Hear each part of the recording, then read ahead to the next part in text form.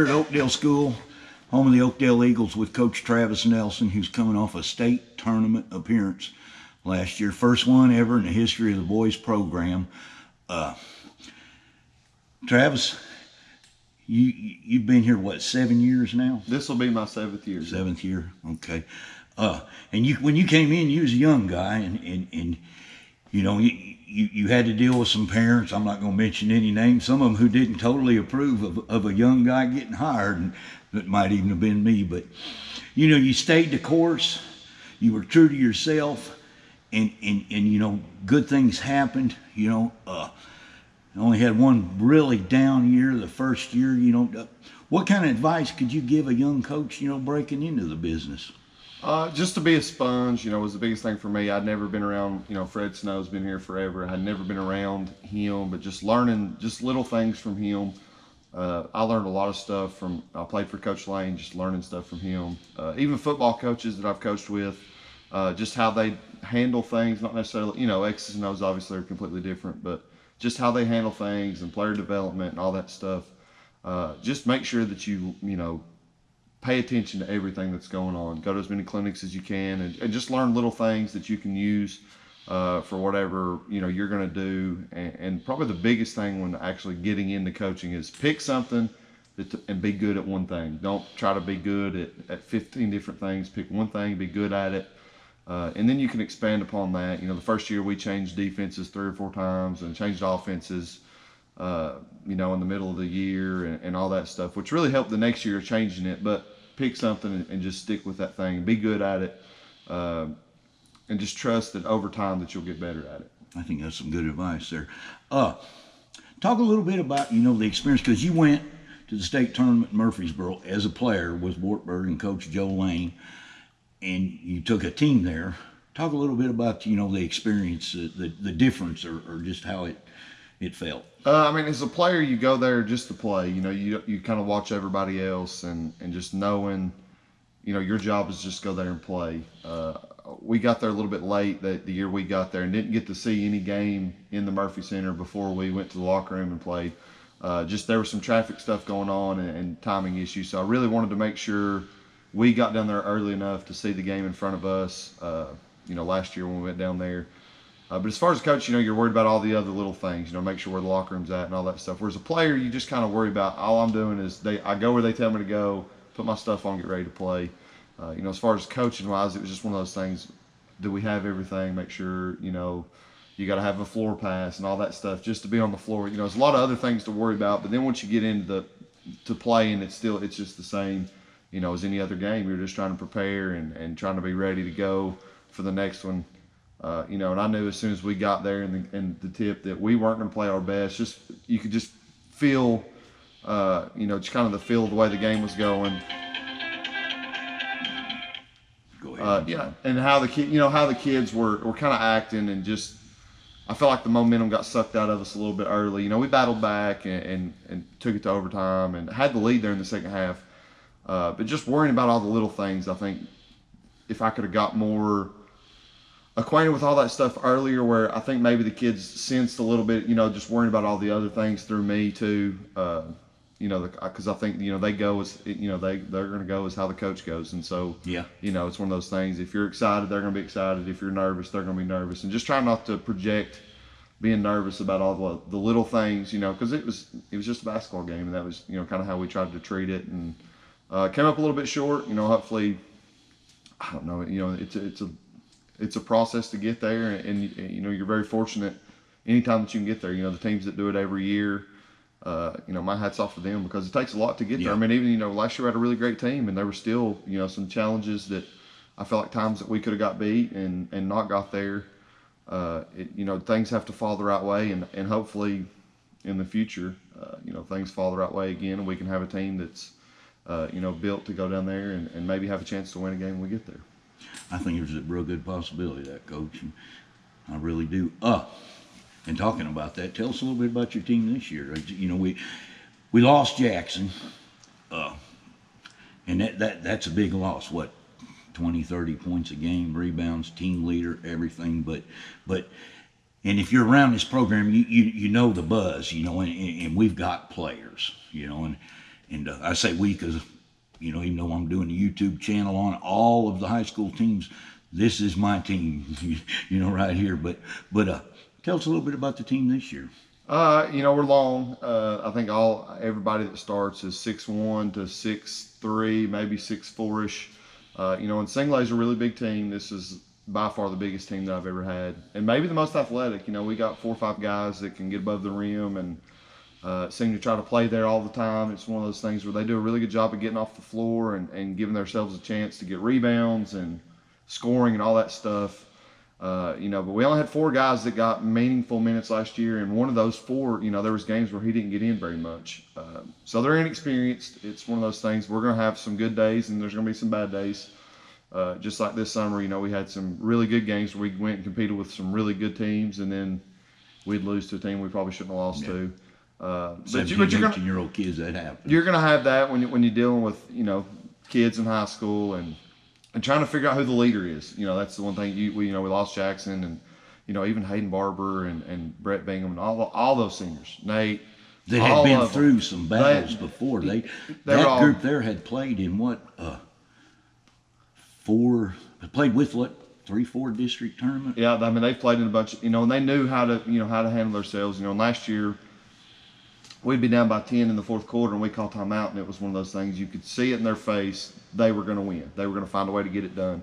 And this group just doesn't have that yet. And it's going to be a battle all year to try to get to that point. But all that comes with confidence. And, so if the year goes good early, I think, we could be really good. If we struggle a little bit early, it's going to be a battle. But it's one of those things. Every team is completely different. Last year we had really good seniors. Overall, talent-wise, as far as their height and their athletic ability, this senior class may be one of the best ones that I've ever had. But they don't have a lot of men. They don't have a lot of playing time and all that stuff. So just trying to figure out who the leaders are and, who's going to, at practice when somebody needs to be told, hey, be quiet so we can hear, or, just goofing off, stuff like that. Trying to figure out who that's going to be, and it may be a junior, maybe a sophomore. It doesn't really matter to me who it is. Just trying to pick those leaders out. That's a little different problem than you've had in the past, because when you started, you were starting some freshmen, and then I think Tyler's sophomore year, you started 4 freshmen and there's 4 sophomores and a freshman. That, started that year, so they were the leaders of the team. And this year last year, it was all juniors and seniors that played, and this year it's mostly seniors. There's a couple of juniors, or 3, I think, juniors that are going to get in there. And then there's a couple of sophomores that are behind them. There's a lot of – we got 22 players. 13 of them are freshmen or sophomores, so the majority of them are younger, which is good for building for the future. And that's one of those things. We're going to play JV games. We got a freshman schedule, scheduled. And the last freshman schedule that I had was last year's seniors, and that worked out for them. So hopefully – we can build. They get a lot of playing time, get a lot of minutes, because that's the only thing that's going to make you better, in my opinion, is playing games against people that are as good or better than you are, making you better. So hopefully we've got some tough games on the schedule this year. Some of them by design, and some of them kind of by accident. But tell us about some of them. Who have we got scheduled out of the district? We got Scott County coming in. They're a bigger school, coming in next week for a Hall of Fame game. Then we go to Knoxville Carter, who I'm pretty sure made the state tournament a couple years ago. Last year they competed to get there. They've kind of got a pretty good program going over there. That'll be a tough game. Bunch of athletes up there. Then the week Jordan Bowden came from Carter High School. So if that tells you anything, kids starting at UT right now. They've got players over there.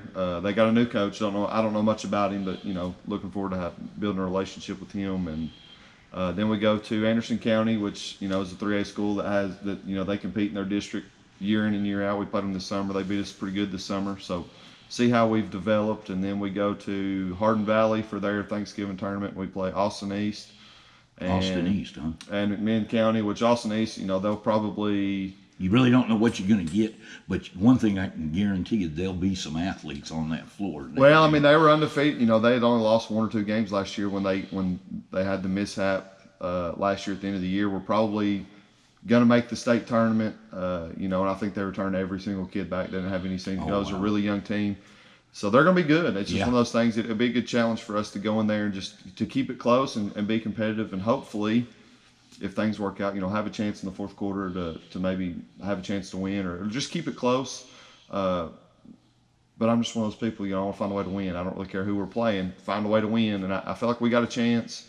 I think that how the other games go, just to see how we're going to play. And then McMinn County, I don't know hardly anything about them. I know they're a larger school, but I don't know anything about them. But I know McMinn County and McMinn Central seem to have pretty good athletes down there most years, so that'll be another challenge. And then 3A and 6A in football, ain't they? And then right after that, right after Thanksgiving, we have our, we start district play. That next week we start with Auburn Springs and Harriman the week after. Is that the 20th? The 27th, I think, is when we play Harriman. So be the 24th, I think, is when we play Auburn Springs. Auburn Springs is first. They'll be first, yeah. I think I mentioned that the other night on the first show. Well, Coach, I appreciate you getting with me, and good luck to you and them Eagles. And we'll be getting out to some of the games. Like, share, subscribe. Thank you. See you on the next one. Hopefully. Jordan, you coached at Sunbright for what, 2 years. 2 years? Yep. Tell us a little bit about the relationship you was able to build up with some of the coaches in our district. Well, I mean, your all's district, it's a great district, and guys like Coach Nelson and Coach Lane at Wartburg, and at that time Coach Reynolds at Jellicoe, just really good guys that have helped me as a coach, and now I'm at Scott High now, and we still play on a lot of those same teams, so we have great relationships, and it's always good and fun, competition, tough, always tough. Tell us a little bit about your team this year, Coach. We're going to be, as you see, we're not very big. We got our biggest player 6'3". We got a lot of guards. We're Got young. some speed, quick. Yeah, we're pretty quick. Young. We play 3 freshmen, 3 seniors, 3 juniors, and 3 sophomores. So I mean, we're pretty balanced, but we can have 3 freshmen on the floor at any time. But we like our freshmen. We like our seniors a lot too. So I mean, we got a really good mix, but we're going to have to shoot it, get out and run and really defend, and because we're not big enough to pound people and grind them to death. So we've got to kind of get an up and down game, and which is right down Oakdale's alley. And just thankfully tonight, Oakdale missed a lot of shots, missed a lot of layups, and Dawson got in foul trouble really early, which really which helped us and hurt them. I mean, I'd like to see Dawson. I like Dawson. He's one of my favorite players to watch and coach against. But we was just real fortunate tonight. We made some shots, they missed some shots. The ball bounces the other way. It's a totally different game. I guess some of our viewers are probably going to want to get up to Knoxville or some of them other areas and watch a game or two. Definitely. And you play against some of them teams. Definitely. Tell us about some kids or maybe some teams that might be interesting to go watch. I mean, Knox Fulton got beaten in the state championship, AA state championship game last year. They are unbelievable. They got a couple guys back, guards, Edward Lacey, who's unreal little guard junior, and Trey Davis, who's is a big time shooting guard, about 6 foot, really can fill it up. He was a state MVP as a freshman when they won the state championship. Yeah, I remember Trey. Austin East, they're always who they are. I mean, they're big, athletic, and give everybody fits. And then Alcoa, we play with in Alcoa's district. And Alcoa, when they get all their football guys, they'll be really, really good again. And they did lose their point guard, Dante Harris. He went to that new private school in Morristown, but even without him, they're still pretty good and pretty loaded. They're still Alcoa. And in Kingston, Kingston's fixing to go on a run that is they got as good a basketball team as they've had probably in a couple decades. I mean, their sophomore class is loaded, and it's a tough district. And, it's only 5 teams. So there's not a lot of quantity, but the quality is unbelievable. Last year we put 2 teams in a state tournament. I would imagine it would be the same this year. I'd like to be one of them. Yeah, I bet you would, Coach.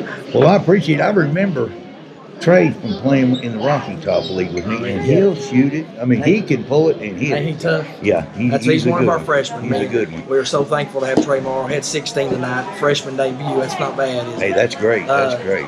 He's going to help us, man. He's starting as a point guard in AA. I mean, that's in our district. That's saying something. That's saying something. Yeah. It's a pretty big deal. Well, Coach, I'm going to let you get on that bus. I appreciate you doing this, man. This is awesome. Thank you, man. Thank you. And good luck to you, Coach.